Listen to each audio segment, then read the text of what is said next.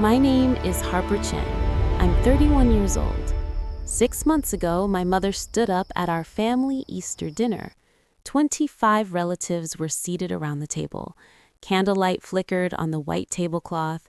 The smell of roasted meat and fresh baked bread filled the air.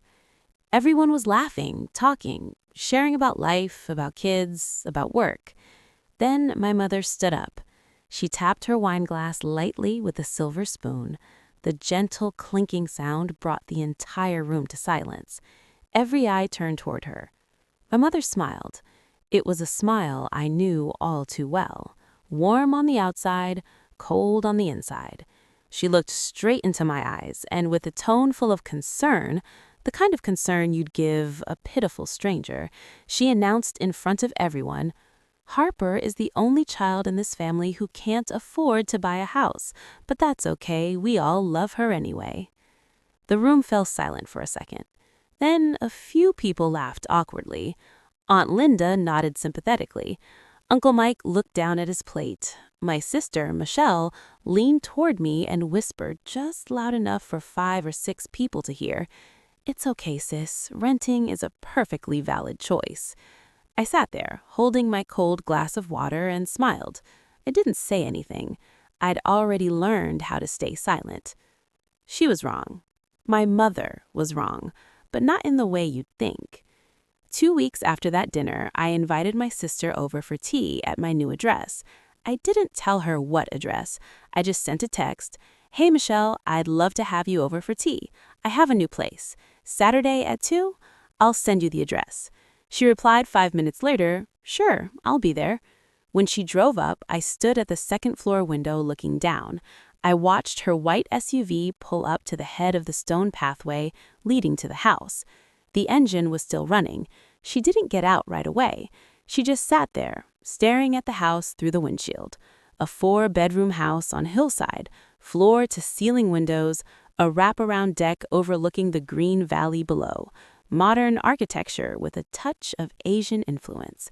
The afternoon sun cast warm, golden streaks across the white walls. Finally, she turned off the engine and stepped out. She walked slowly up the stone path, her head tilted back, looking up at the house. Her mouth slightly open, her eyes wide, as if seeing something impossible to believe. As she walked for the gate, her hands began to shake.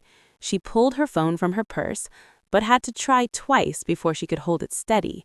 I watched from above. I saw her tap a number on the screen, raise the phone to her ear, wait.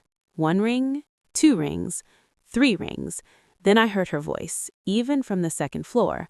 Her voice, trembling, shocked, disbelieving.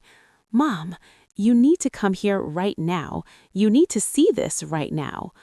I couldn't hear what my mother said on the other end, but I knew her expression. I could imagine it, the confusion, the worry, then the curiosity she couldn't contain. 90 minutes later, my mother's car pulled up next to my sister's, but I'll tell you about that moment later. Right now, I need to take you back 13 years, because that moment when my sister called with shaking hands, it didn't come from luck. It didn't come from an inheritance. It didn't come from marrying a wealthy man. It was the result of 13 years of silence, 13 years of planning in the shadows, 13 years of building, brick by brick, a life that no one in my family thought I was capable of creating. And it all began on a cold November night, the night I sat on the floor of my 500-square-foot studio apartment. The night I received a phone call from Uncle Frank, the phone call that revealed the truth my mother had hidden from me for 13 years. The truth about my college fund, the truth about my sister's house, the truth about the woman I called mother.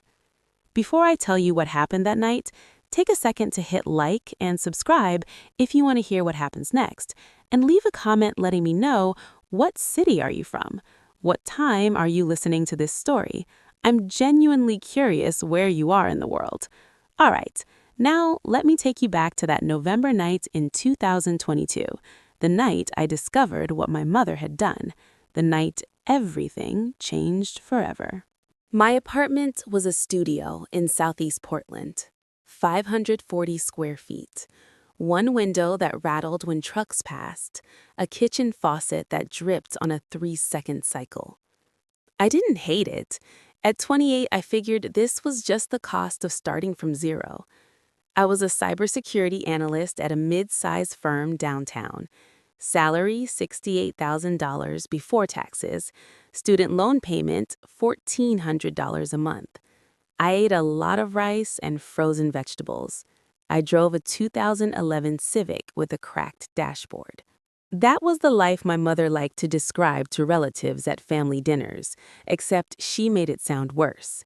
Here's what she didn't describe. The reason I had student loans in the first place. When I was 18, 2 weeks before my freshman year, my mother sat me down at the kitchen table. Her voice was soft, the way it gets when she's delivering bad news she's already rehearsed. "Sweetheart, your college fund, it didn't survive the market. It's gone. I'm so sorry." I cried. She held me. Then she helped me fill out federal loan paperwork the next morning like it was the most natural thing in the world.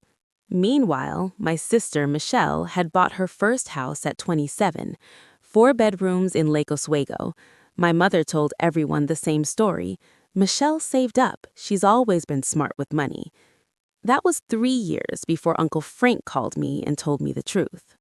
The call came on a Tuesday in November. I was sitting on the floor of my studio, debugging a firewall config for a client presentation. My phone buzzed. Uncle Frank. He never called. I picked up. "Harper." His voice sounded like he'd been pacing. "I've been going back and forth about this for a long time, but I can't carry it anymore." "Carry what, Uncle Frank?" A long pause. I could hear him breathing. "Your mother didn't lose your college fund, sweetheart. She withdrew it. All of it. $42,380, the March you turned 18. I didn't say anything. The faucet dripped. 3-second cycle. I was at the bank. I watched her sign the withdrawal form. I told her it was wrong. She told me to mind my own business. Then she didn't speak to me for 2 years. The money went straight into her joint account with your father. 2 weeks later, Michelle closed on her down payment. I slid off the couch onto the kitchen floor. Cold tile on the backs of my legs. Phone pressed against my ear so hard it hurt. I didn't cry. Something behind my ribs just went quiet, like a pilot light going out. "Harper, you there?" "I'm here." "I know this is a lot, but you deserve to know." "Yeah." My voice sounded like it belonged to someone else. "Yeah, I did." Uncle Frank said one more thing before he hung up. "I kept the bank statements, Harper. All of them. You tell me when you're ready." I sat on that floor for a very long time after the line went dead. I didn't sleep that night. I lay on my back, staring at a water stain on the ceiling, and ran the math. $42,000 withdrawn in March of my senior year. With even conservative growth over the 13 years since, that fund would have been worth close to $55,000 today. $55,000 that was supposed to pay for my education, that instead paid for my sister's front door. But the money wasn't even the worst part. The worst part was what would happen if I confronted my mother. Gloria Holloway did not lose arguments. She redirected them. If I called her, she'd deny it. She'd say Frank was bitter, that he was trying to destroy the family. Michelle would back her up. She always did. My father would sit in his recliner with the TV volume turned up 2 notches higher than normal. And within 48 hours, my mother would have called every aunt and cousin to explain that poor Harper was going through something and lashing out. I'd become the villain. She'd become the victim. Nothing would change. But if I stayed silent, I kept being the footnote, the family cautionary tale, the daughter who rented a studio and worked in that tech thing. Neither option moved me forward. So at 2 in the morning, I opened my laptop. I created a spreadsheet with 3 columns: monthly income, monthly savings, target. The target had a 7-figure number. Confronting liars gives them stages. I decided I'd build my own stage instead. I closed the laptop at 3:15 and went to sleep. I had a presentation in the morning. My mother called the following Sunday. "Sweetheart, I ran into Patrice at the store. She mentioned a landlord who has some affordable units. Shall I get the number?" "I'm not looking for a new place, Mom." "Oh, I just thought you mentioned your rent went up." I didn't mention that. After she hung up, I opened Facebook. Aunt Patrice had messaged me. "Hey, honey, your mom said you're looking for something cheaper." Uncle Dennis. "Harper, no shame in downsizing. Let me know if you need help moving." My cousin Laura. "Your mom told my mom you're in a tough spot." My mother had turned me into a charity case. She'd called every branch of the family tree and told them I was drowning without asking me how I was doing. 7 messages, 7 different relatives. Gloria Holloway's version of my life distributed like a press release. I opened my spreadsheet. I adjusted the savings column upward by $200 a month. No eating out, no new clothes, no streaming subscriptions. My mother measured my worth in square footage. I was done converting. There was one person I trusted at work, Diane Prescott, VP of Threat Intelligence, 56 years old. I asked her a question. "Diane, what does it take to move up here?" She looked at me. "You're already doing the work, Harper. You just need to stop being invisible." She pushed a file across her desk, a proposal for a new enterprise security audit, our biggest client. The previous team lead had quit mid-project. "This is yours if you want it. It's ugly, tight deadline, but if you land it, people above me will know your name." I took the file. For the next 11 months, I worked 12-hour days, sometimes 14. I automated 40% of my paycheck into an investment account and pretended that money didn't exist. I stopped sharing anything about my job with my family because my mother had always waved it off like I was describing a hobby. The hospital audit shipped on time, under budget. The client renewed for 3 years. Diane sent me a 2-line email. "Nice work. Come see me Monday." 12 months later, she called me into her office. Diane promoted me to team lead. Salary jumped to $112,000. New badge, new floor, new title. I didn't post about it. I didn't call anyone. I just updated my spreadsheet. Christmas came. Michelle hosted. Her house smelled like cinnamon and new paint. She'd remodeled the living room. $30,000, she announced.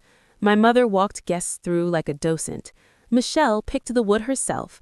Isn't she talented? She found me by the drink table. "So, still renting that little place?" "Yes, Mom." "Well, at least you're saving, right?" Michelle appeared. "You know, Harper, if you'd listened to me about real estate—" "I'm fine, Michelle. I'm just saying I could have gotten you into the market years ago. You don't have to be defensive." "I'm not." My mother patted Michelle's arm. "Your sister bought this kitchen herself. That's what a plan looks like, Harper." I sipped my water, smiled, said nothing. Later, Todd, Michelle's husband, stopped me. He was holding 2 beers. "Hey, your mom talks a lot." He handed me a beer. "Don't believe everything." He walked away. It was the kindest thing anyone said to me all night. 6 months later, everything accelerated. Diane promoted me again. Senior manager, salary $145,000, plus bonus. The index fund I'd been feeding for 2 years had nearly doubled. My spreadsheet finally had numbers that meant something. I started driving through neighborhoods on Saturday mornings, alone, coffee in the cup holder, phone on silent. I didn't tell anyone. I wasn't looking for a house. I was looking for a feeling. I found it on a hillside in West Hills. 4 bedrooms, a wraparound deck overlooking a valley of Douglas firs, floor-to-ceiling windows that turned the sunset into a wall of amber and copper. Hardwood floors, stone fireplace, a kitchen island with space for 6. The listing price was $950,000. I ran the numbers twice, called my financial advisor, reviewed my portfolio. Then I called the listing agent and made an offer.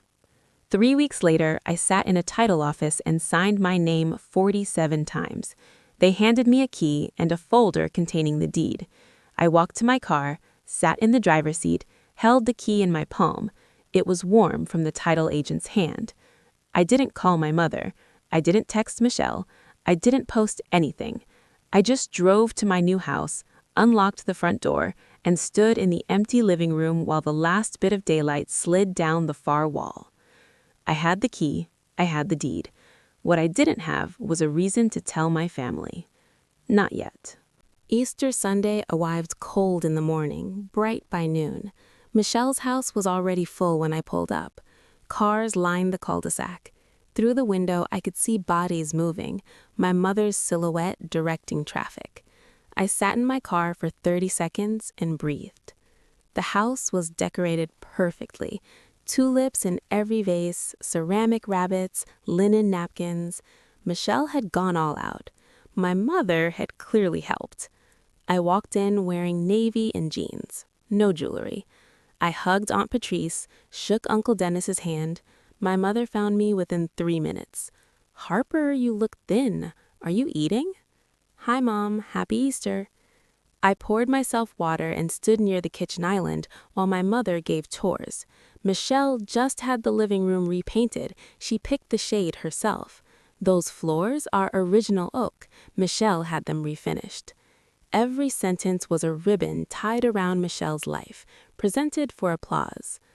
Todd appeared beside me. "Brace yourself," he whispered. "Your mom's in performance mode." I know. She's been rehearsing the toast since Thursday. Toast? Todd went pale. "You'll see." After dinner, everyone moved into the living room. My mother stood in the center, wine glass raised.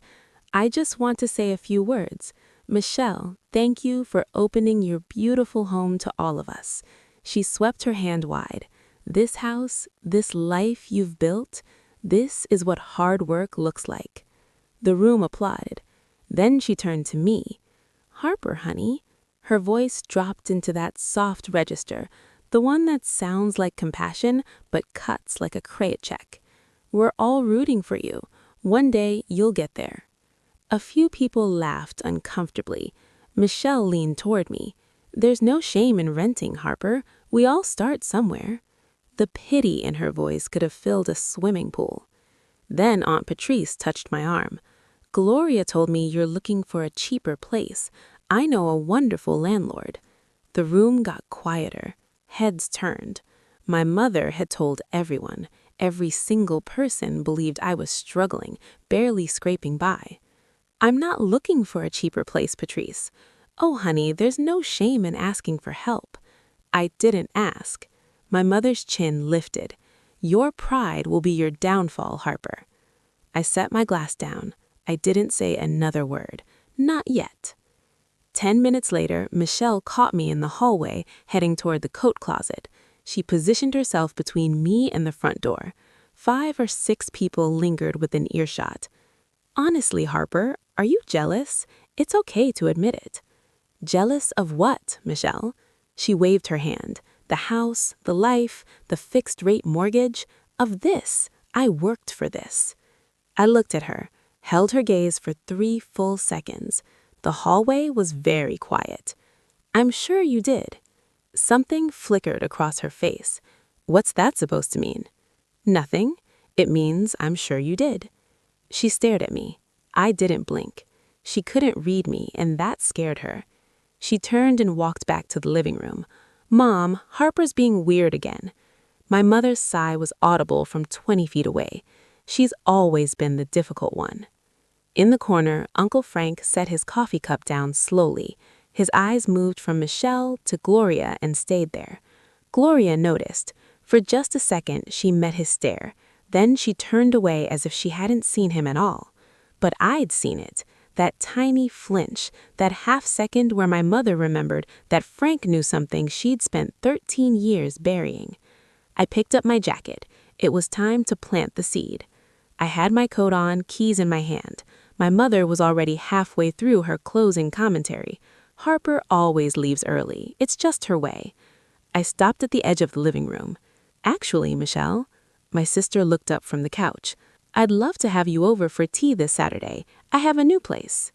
The room shifted, not dramatically, just a small atmospheric change, like a barometric drop before a storm.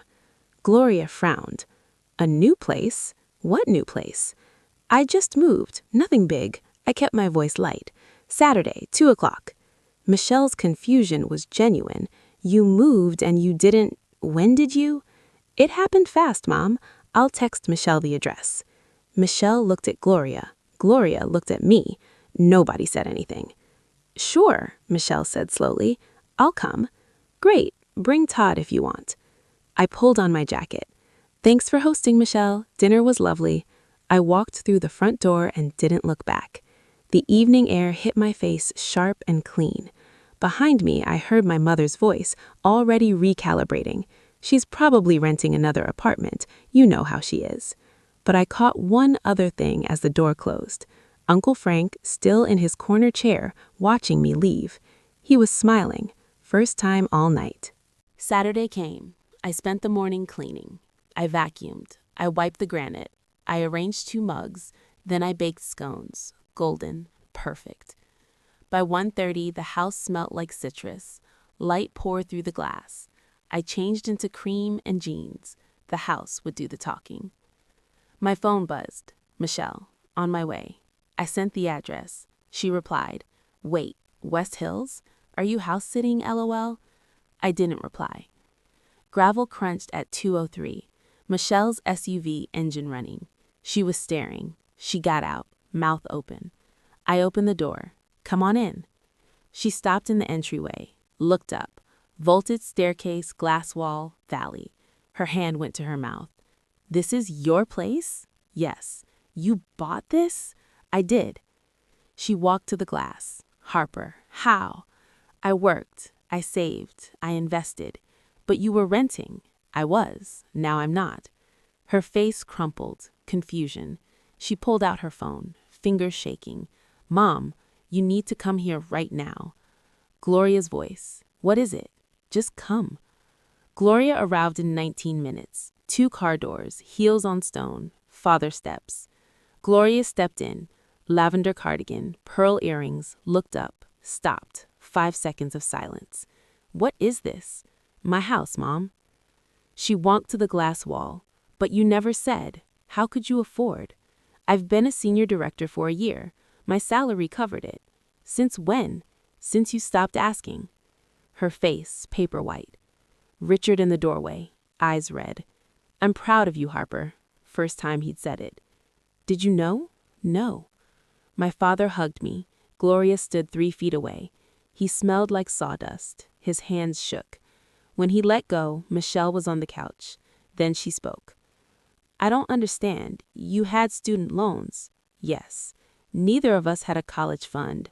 Mom said both were lost. Yours wasn't lost, Michelle. What's... She turned. Mom? My $42,380 was withdrawn the year I turned 18, 2 weeks before your down payment. Mom, tell her that's not true. Silence, jaw tight, fingers twisting her cardigan. That's ridiculous. Who told you? Someone who was there. The door opened. Uncle Frank, flannel shirt, white envelope in hand. He looked at Gloria. She looked at the envelope. Silence. Frank stepped in. Sorry I'm late. He placed the envelope on the table. Nobody touched it. Then I picked it up, pulled out the bank statement, laid it flat. Pacific Northwest Federal Credit Union, custodial account, September 2004. Beneficiary, Harper Holloway. Custodian, Gloria Holloway. I pointed. March 14th, $42,380. Full withdrawal. Signed, Gloria Holloway. Transferred to joint checking ending in 7741. I looked at Michelle. 2 weeks later, your down payment cleared. Michelle picked up the statement, read it. Mom, you told me this was your savings. You told me Harper's fund was gone. I did what was best. Best for who? For this family, for Michelle. You were always fine on your own. Fine because I had no choice. Michelle looked at me, mascara smudging. I didn't know, Harper. I swear. You didn't ask. That's not the same. She flinched. Todd in the doorway. Mare, we need to talk at home. Your sister built this by herself while your mother told everyone she was broke. Michelle was crying. Richard lifted his head. Gloria, you showed me a statement. She showed you a manufactured summary, the real one's right there. Richard looked at his wife. She looked at the floor. My mother tried once more. Harper. She straightened. After everything I've done, I raised you. I fed you. You raised me. I nodded. That's true. I'm grateful for the parts that were real, but you also stole from me and lied for 13 years. Those two things can both be true. I'm your mother, and I'm your daughter. That should have meant something. The silence was the loudest thing I'd ever heard. Now let me ask you something. Have you ever had someone in your family take credit for something that was yours? Or maybe someone spread a story about you that wasn't true just to make themselves look better? Drop it in the comments. I want to hear your story. And if you've made it this far, hit that subscribe button. You don't want to miss what happens next, because this isn't where the story ends, it's where everything changes.